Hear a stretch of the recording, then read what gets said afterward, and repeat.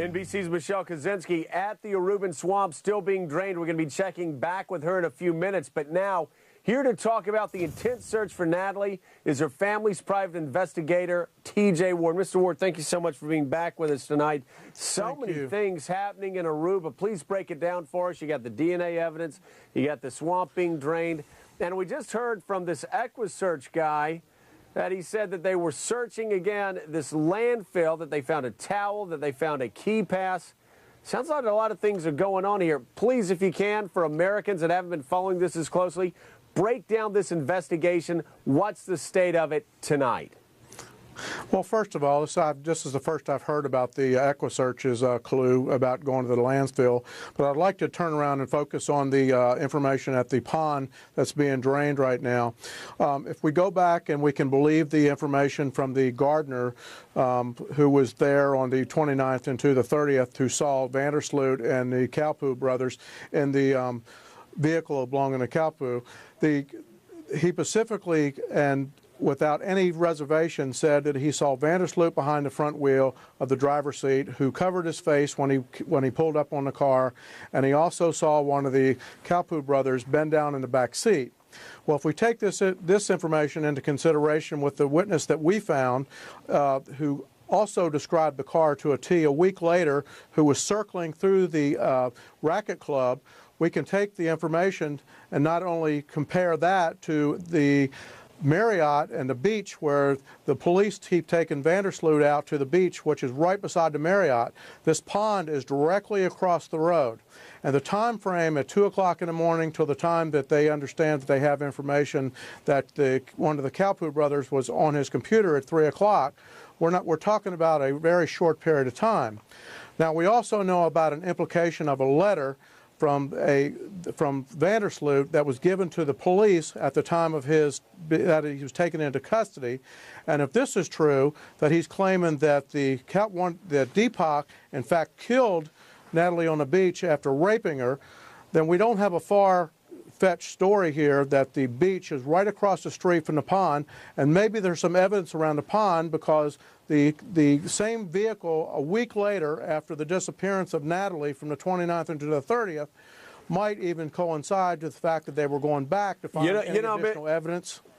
I got to tell you, Mr. Ward, this is starting to sound a lot like the case out in California where you've got Scott Peterson. He sits there and he's able to push off investigators, but soon evidence just starts dripping, drip by drip by drip. Pretty soon it washes that guy away. He's going to face the electric chair sometime in his future. In this case, though, I am stunned by the new information we're finding out every night. I mean, tonight we find out that Vandersloot says that one of the Kalpoe brothers raped and killed Natalie on the beach, and yet we're not hearing about that in America. We're not hearing we're not hearing a lot of things, and these kids aren't even in jail. Why aren't they in jail, first of all? And secondly, why can't these Aruban authorities break a 17-year-old kid? You give my kid like a PlayStation 2 and a pile of chocolate chip cookies, and you got him talking in 30 minutes. Well, this is a very streetwise kid. Vandersloot's very, very streetwise, and he knows his father was in a judicial system, or is in a judicial system, up until yesterday when he started cleaning out his drawer at the justice office. But he, in fact, I believe, called his father on the night and got advice what to do with Natalie Holloway.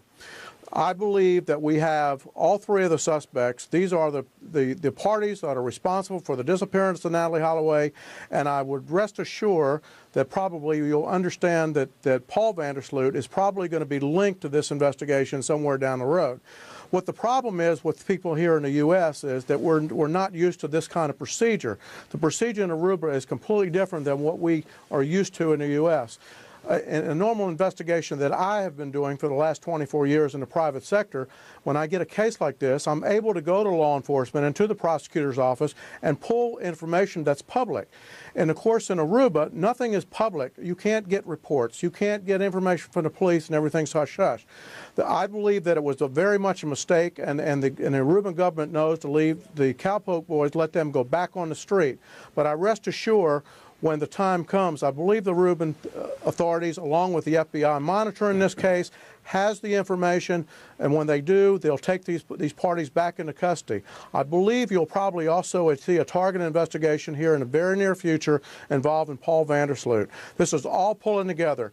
After the information that we receive from whatever the pond gives us, whether they bring the sonar in and there's any evidence there, if not, I'm returning Sunday on behalf of the family, and I will continue conducting the investigation I did, uncovering this witness that knew about the car a week later. There's people there, and somebody on that island has. You know, Mr. Ward, you're exactly right, Mr. Ward. This is all starting to add up. This evidence, the draining of the swamp, the new witness that you found, it's all coming together, and I agree with you. I think the Calpo brothers are going to get nailed on this, and I think Paul Vandersloot, he's going to be sharing a jail cell with his son. Thanks so much for being with us, Mr. Ward. We greatly appreciate it. I know, we want to get you back tomorrow. I mean, it's great to have somebody that can tell us what's going on down there without the filter of the Aruban and the Dutch authorities. Let's bring in right now Bill Stanton, former NYPD investigator. Mr. Stanton, you've been hearing all of this. It sounds like the pace of this case is quickening. What can you tell us about the ebb and flows of these sort of investigations? Well, it's interesting to see the private investigator, the different dynamic he brings to the table. Seems to be doing a wonderful job at collecting evidence and presenting it to the law enforcement. But what seems to be happening, it's a mystery wrapped in a riddle. And, Joe, what you have here, no one's directly saying, from what we're hearing, if it's credible, no one's directly saying, I saw the Calpo brother kill Natalie. No one's saying they saw Joran kill Natalie. They're saying they think. And this way, I think he's being coached, in my opinion, by the father. I think the elder Vandersloot coached the son. And everybody's pointing fingers at everyone else, but no one's saying they saw directly. And that's going to be very hard for law enforcement to get a confession or to cut a deal.